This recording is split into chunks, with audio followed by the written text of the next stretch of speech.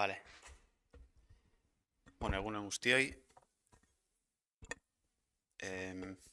Dakizuenez, atzo batzorde txostengile bat martxan jartzea erabaki zen Gasteizko Parlamentuan 3 herrialdei begirako hezkuntza hitzarmen bat osatzeko helburuz. 4 alderdien adostasunez eman da beraz, lehen urrats hau, hezkuntza hitzarmenaren eraikuntzak beharrezkoa duen oinarri instituzionala ezarriz. Pausu honekin, hezkuntza hitzarmenaren eraikuntza prozesua abiatzen dugu formalki. Eta legegintzaldi honetan, hezkuntza lege berria egon dadin ahalegina egiteko konpromisoa hartzen dugu 4 alderdiok. Azken asteotan, hezkuntza eragile eta sindikatu guztiekin partekatu dugu konferentzia politikoan onartu genuen hezkuntza proposamena. Eta izandako hartu emanetatik, ondorioztatzen dugu, guztio garela kontziente eraldaketa sakon baten beharrean dagoela Euskal Hezkuntza sistema. Mehatxuak larriak direla, baina aukerak ere badauzkagula hezkuntza sistema modernizatu eta kalitatean, ekitatean eta euskalduntzean jauzi kualitatiboak emateko. Esana dugu lehendik ere, eta berretsi egin nahi dugu beste behin. Gure ustez, honakoak dira hezkuntza hitzarmenak bere gain hartu beharko dituen erronka nagusiak. Sistema bera eraldatzea hezkuntza berrikuntza ardatz. Klase eta jatorriagatiko segregazioari erantzun efektiboa ematea eta euskalduntzean jauzia ematea. Normalean, arazo konplexuek ez dute konponbide simplerik, konponbide errazik, eta hala da hezkuntza sistema gurutzatzen duten eta eztabaida soziala pizten duten bi gai potoloren kasuan ere. Segregazioa eta euskalduntzea. Eskolak soilik ezin du, hala da, bai. Eskolaz kanpoko erroak dituzte bi arazoek, biek ala biek. Eskolak soilik ezin du geure herri eta auzoetan ikusten dugun klase eta jatorriagatiko segregazioa konpondu. Eta eskolak soilik ezin dio euskalduntze prozesuan ikusten ari garen atzeraldiari konponbidea eman. Baina bi gaietan ere, eskolak egin dezaken hitz egiteko garaia dago. Konpromiso sendoak hartzeko garaia, ahalik eta adostasun zabalenak eta etorkizunari begirako oinarri sendoenak jartzeko garaia. Guztiok dugu elkarrengandik ikasteko beharra. Elkar entzun behar dugu eta sakon gogoeta egin. Ahalik eta eztabaida foro gehien jarri behar dira martxan datozen hilabetetan. Kalitate handieneko eztabaida prozesu bat eskatzen du honek. Eta horretarako beharrezkoa da trazo fina. Titularretatik harago joatea, rigorea eta lasaitasuna. EH Bilduk ere urrengo udaberrira arte luzatuko den barne gogoeta prozesu bati ekingo dio datorren astean bertan. Geure ekarpena, ahalik eta sendoena eta zorrotzena izan dadin. Aukera bat ireki dugu urte luzetako jende askoren lanari esker Euskal Hezkuntzaren fase historiko berri baten oinarria jartzeko. Erronka apasionantea da. Luxu bat, halako momentu bat bizi eta ekarpena egin dezakegunontzat. Eta ardura handia ere bai. Ezin dugu hutsik egin. EH Bilduk bere onena emango du bide hau arrakastatsua izan dadin. Animo eta lanera. Como saben, ayer se decidió poner en marcha una ponencia abierta en el Parlamento de Gasteiz con el fin de conformar un pacto educativo de cara a las 3 provincias vascas. Este primer paso se ha dado por consenso de los 4 partidos, estableciendo así la base institucional necesaria para la construcción del pacto educativo. Con este paso iniciamos formalmente el proceso de construcción del pacto educativo y los 4 partidos nos comprometemos a hacer un esfuerzo para que en esta legislatura haya una nueva ley educativa.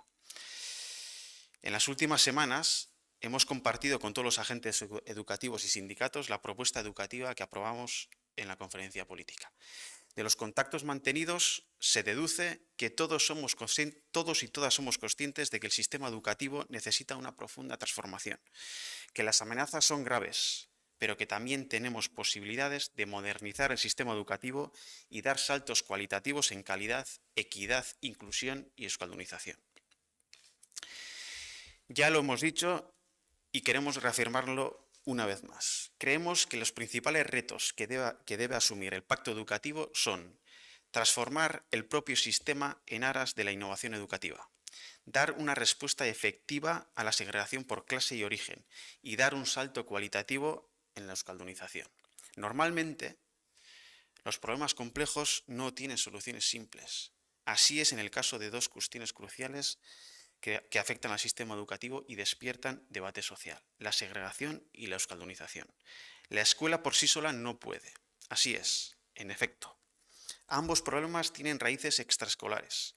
La escuela por sí sola no puede resolver la segregación por clase y origen que vemos en nuestros pueblos y barrios. Y la escuela por sí sola no puede dar solución a la recesión que estamos viviendo en el proceso de euskaldunización.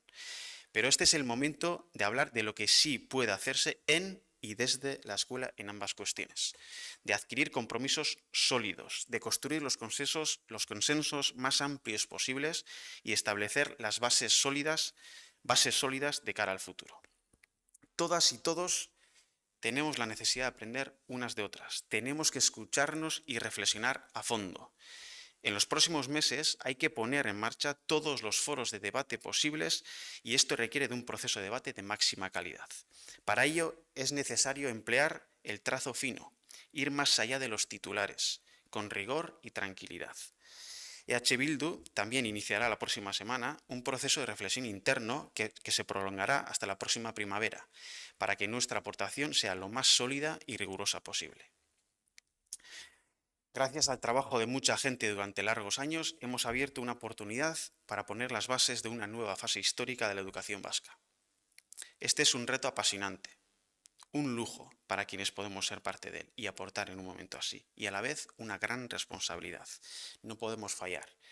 EH Bildu dará lo mejor de sí misma para que este camino sea un éxito. Ánimo y a trabajar. Eta orain galderarik edo badukazue. Bai, kaixo egunon. Aipatu duzu hezkuntza eragileekin egon zaretela, zuen proposamena aurkeztu diezutela, guztiak konforme aldaketa behar dela, baina proposamen bera nola hartu dute oro har? Proposamen bat, behintzat lehenengoa badagolako mahai gainean. Bueno, iritziak askotarikoa dira eta horrela izan behar du, ez?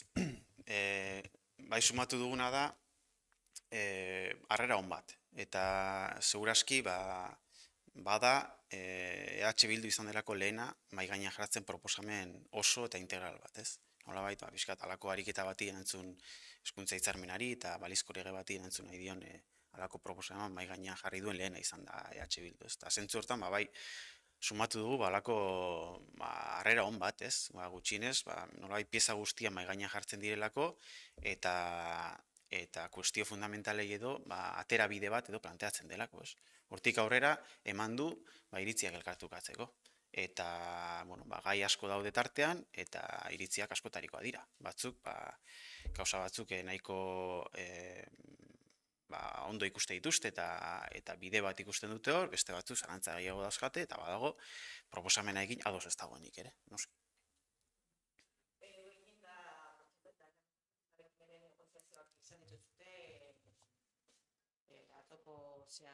Taldea osatu aurretik, negoziazioei nola dikoazte? Bueno, negoziazioak baino hemen momentu honetan daudena da harremanak guztion artean, ez? Eta hala izan behar du. Momentua da denokin hitz egiteko. Eta nik uste dut alderdien lana izan behar dela, eta orain arte horrela izan da, eta atzoko urratsak hori konfirmatzen du, hezkuntza hitzarmenaren eraikuntza prozesua eskatzen duen foroak martxan jartzeko behar den lan diskreto hori da egin duguna, ez? Gaurtik aurrera, edo ponentzia martxan jartzen denetik aurrera, hezkuntza hitzarmenaren eraikuntza prozesua badauka marko bat, marko formal bat. Eta hor eman behar dira eztabaidak. Eta hor entzun behar dugu hezkuntza eragile eta sindikatuek zer daukaten esateko, horra depositatuko dira baita ere Eusko Ikaskuntzaren sinposiumaren ondorioak, eta hortik aurrera ikusi beharko da ze konsensu eta ze sintesi diren posible, ez? Eta noski paraleloki denok hitz egin behar dugu guztiekin, denon artean, eta guk hitz egiten dugu alderdi guztiekin, ez? Baina, bueno, orain arteko pixkat lan diskreto horrek eman duena da, prozesua martxan jartzen dela. Eta hori da ni uste dut, aste hontako notizia, eta guk uste dugu notizia ona dela. Ja, denok dakigula, hau nola jorratuko den, ze marko egongo diren eztabaidarako eta eztabaida hau egiteko, eta hemendik aurrera, esandakoa, goi mailako eztabaida bat egin behar da, eta ez alderdien edo eliteen arteko harreman diskretu horietan, baizik eta modu irekian eta zabalean. Ez, Minimo batekin iritsi zeate edo... adostasuna da alegin zintzo bat egiteko. Eta hau ez dadin izan, esango dut, bases y principios de la ley educativa. Osea, te referentzia egiten ari natzaio, estatus politikoarekin gertatu zenari, ez, ponentzia hartan. Hau da, hemen badago konpromisoa alegin hau zintzo eta benetako izan dadin. Eta horri begirako oinarri batzuk adostu dira. Hau da, gai guzti hauei helduko diegu eta saiatuko gara honen inguruan adostasunak sortzen, eraikitzen. Beharra dagoelako eta deno gaelako kostiente momentua dela hortarako, ez?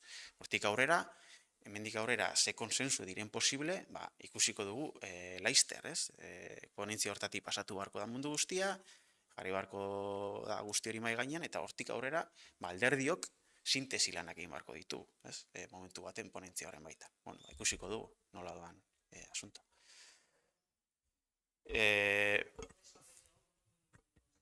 Sí, el consenso básicamente es que el proceso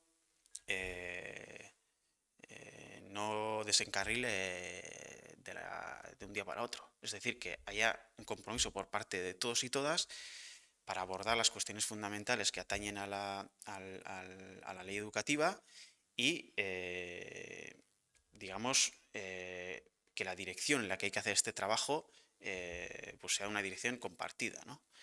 Hasta ahí es lo que ha dado, digamos, los contactos discretos que ha habido entre los partidos.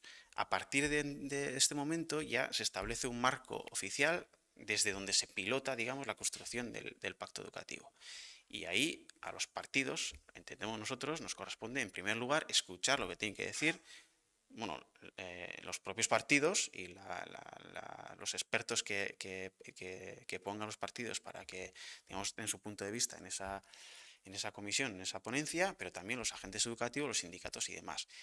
Con todo eso encima de la mesa llegará el momento, en un momento dado, de hacer una síntesis de todo lo que se escuche en esa mesa. Y claro, eso sí que exige en paralelo que haya múltiples contactos entre todas y todos, para que vayamos tasando permanentemente dónde pueden estar los consensos posibles, ¿no?, entre nosotros y nosotras.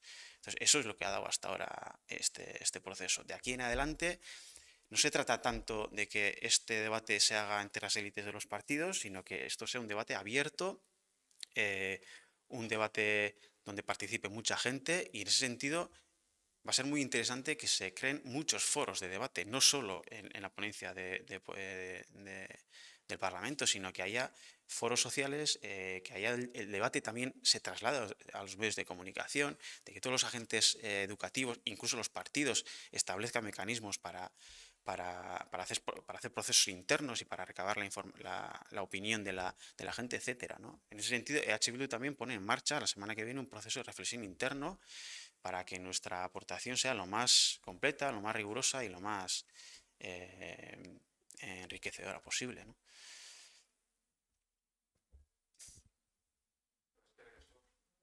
Vale, zuei.